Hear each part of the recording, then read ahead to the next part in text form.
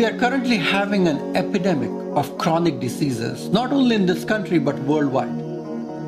There are about 500 million people around the world who are obese. There are about 2.3 billion people, which is 1/3 of the world's population, which is overweight. If you look at this country, in United States, we have about 67% of the country which is overweight.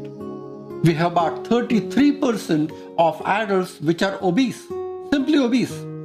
30% of all the kids in United States are overweight. We're talking about a global epidemic of diabetes, which is diabetes and obesity together. And it is so bad that the World Health Organization is estimating by 2050, every other adult will be having either pre-diabetes or full-blown diabetes itself. And as we all know from modern medicine perspective, that diabetes is not only a disease, but it is one of the cause of many more diseases as well. If you look at the current leading cause of killer diseases, not only in this country but worldwide, we are having cancer, heart disease, we are having variety of different allied diseases like hypercholesteremia, high levels of cholesterol, dyslipidemia. We're talking about hypertension. We are talking about different types of cancers. These are all killer diseases. And when you look at the common thread in why these killer diseases are becoming so rampant, they're all coming from poor nutrition. They're all coming from a sedentary lifestyle. They're all coming from half of the population of the world, which is overnourished and overfed and undernourished. And half of the world's population is having malnutrition and they are malnourished. So we actually have a perfect polarization that half of the world is overweight and obese and half of the world is kind of malnourished. And they are both sick in their own ways. We have created a kind of an imbalance in the post-industrialized era in all the countries. And especially the developing countries are being hit the most because they have to take care of those people who are poor and malnourished as well as those people who are overweight and obese at the same time.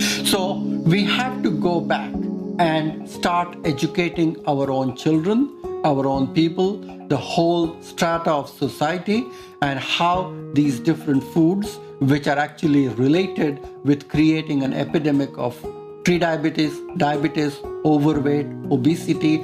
Many of these diseases are actually related to many other chronic diseases, whether we talk about heart disease, whether we talk about high blood pressure, whether you talk about high levels of cholesterol, whether you talk about Alzheimer's disease, dementia, cognitive diseases. Nowadays, they are actually talking about Alzheimer's disease as type 3 diabetes.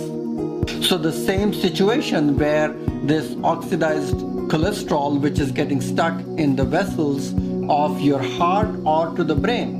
So your brain is shrinking and shriveling and your heart is straining because it's not getting the fresh oxygenated blood supply. So when you talk about your heart suffering and your brain suffering at the same time, what do we do from an ancient wisdom point of view so that both of these important organs can function together in harmony? And Ayurveda has a very interesting solution to that. When Ayurveda actually talks about that turmeric is good for you. When we talk about turmeric, the golden yellow spice, which has a very potent anti-inflammatory properties, it also is good for scraping and reducing cholesterol and reducing the vascular inflammation in the blood vessels, which will improve the oxygenation to your heart, but it will also improve the oxygenation to your brain as well. It will also improve the cerebrovascular circulation.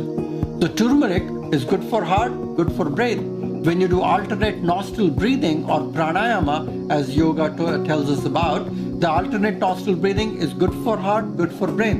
When you do a brisk cardio exercise, when you do brisk walking, good for heart, good for brain. When you get enough sleep, good for heart, good for brain. When you get good deep meditation as a part of your daily routine, it's good for your heart, good for your brain. It lowers your blood pressure, it regulates the functioning of your nervous system in a very systematic manner.